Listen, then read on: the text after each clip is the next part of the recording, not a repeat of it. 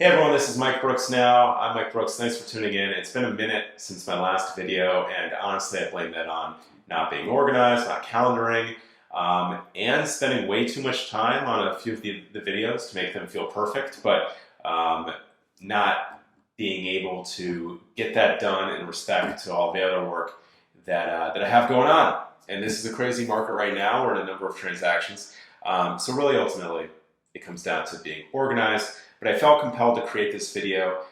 Really shout out to all the buyers out there looking for a home, but really struggling because we're in a historically low inventory market. Prices are going up, yes. Interest rates are low, which really helps with affordability, but it is definitely not helping bring demand down any. So 3 escrows that I'm in right now are on off-market properties. And what I'm going to describe in this video is why you may want to consider an off-market property. Of course, if it meets your needs, what is an off-market property? And 3 different strategies for finding them or having your agent find them that work. This is proof is in the pudding, and I'm in 3 escrows. All 3 were found in different ways that I found.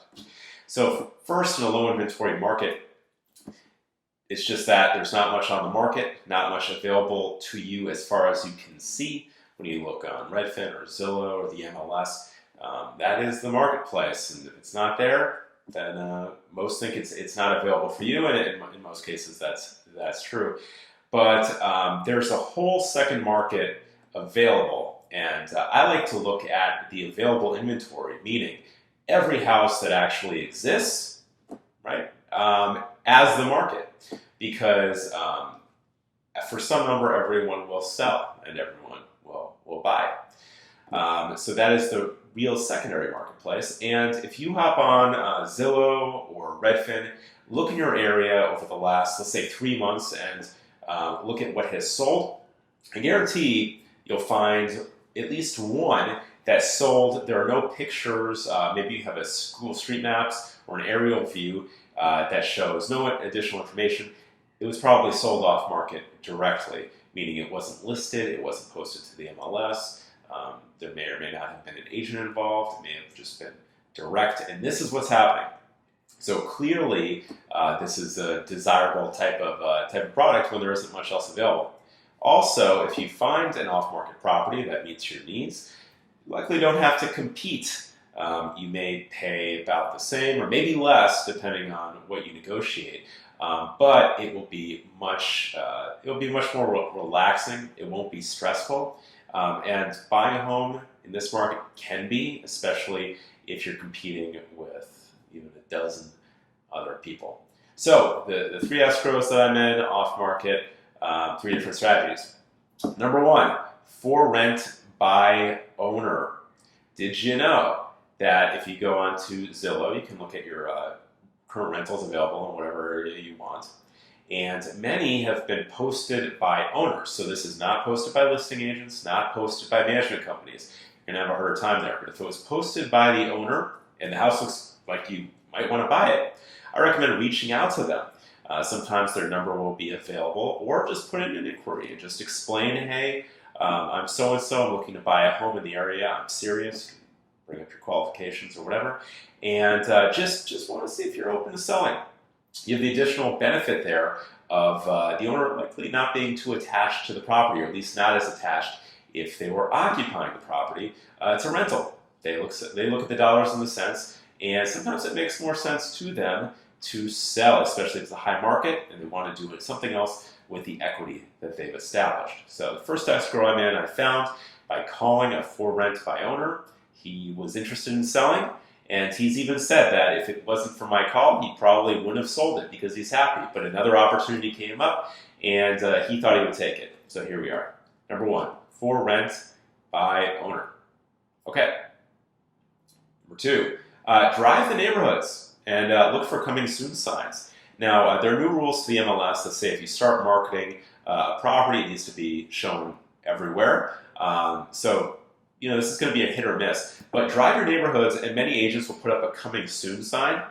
Now, again, especially if it's a non-owner occupied property, so it's a rental property, then the owner may want to do something before they put it on the market. So this second house I called coming soon. I spoke with the agent and asked if the owner would be interested in selling it directly. They were. We made a very fair offer and likely below what I would have paid had we been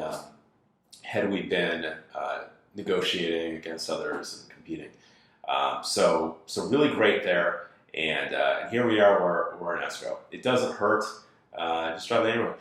Another part of this too is that agents want to sell the property, and if there's a way for them to sell the property without putting it on the market, dealing with people accessing the house, and all of these things that go into marketing, and they can do a deal right away, most agents will take it. They're incentivized to do that, so it can be real win-win. Third case, writing letters to owners. So this is a little bit more work, but when it works, it's great. Now, I recommend writing handwritten letters. Go online, do your research, look at Google Maps, drive the neighborhoods, and find houses that, if they were interested in selling it, you would likely want to buy it. Write the handwritten letters. Most property owners nowadays are probably getting some sort of mail correspondence.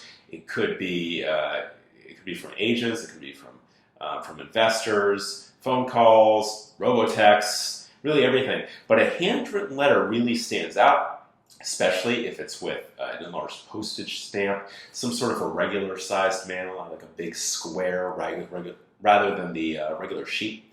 And in this case, I sent out 10 letters a day for about a month, so it's 300 letters. Now, that's a lot, a solid amount of work, but the very first owner that called me, it was a property that I'm in love with, and here we are, escrow number 3.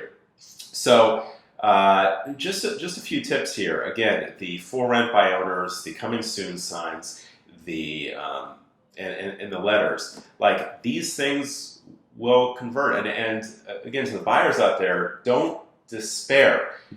Like, it can be really a pain, and if your only experiences with on-market properties in this sort of competitive environment, it can be disheartening. And a lot of buyers want to drop out of the market as a result, even though they really want to buy a home. But you know what? I'm not afraid of putting the effort in. And sometimes on-market deals can be great. You can get a good deal. Maybe it was priced low. It could be a great property. That's fine. But compared to the full size of the market, including these types of deals that I'm talking about, and there are others as well, like door knocking. You can have print correspondence. You can be making phone calls too. I'm just looking at the effective ones, but there are so many sales happening off market that if you look at the broader picture, what you see on the market is really only a piece of that pie. And I want to help you. It feels really great to find an off market, do a nice handshake, or in this case, a socially distanced elbow bump or something with the owner. It really feels great not to have to go through all the rigmarole of competing against so many others. It's just such a challenging market. So I would encourage you to open your minds and have faith. If you do any of this for a bit of time, you're going to see some success and find a great home for you. Again, thanks for tuning in. This is Mike Brooks Now. If this helped you at all, please subscribe. I would love that. But I'm going to give it my effort to continue to produce more of these videos. I believe in it, and just trying to provide value. Thanks for tuning in.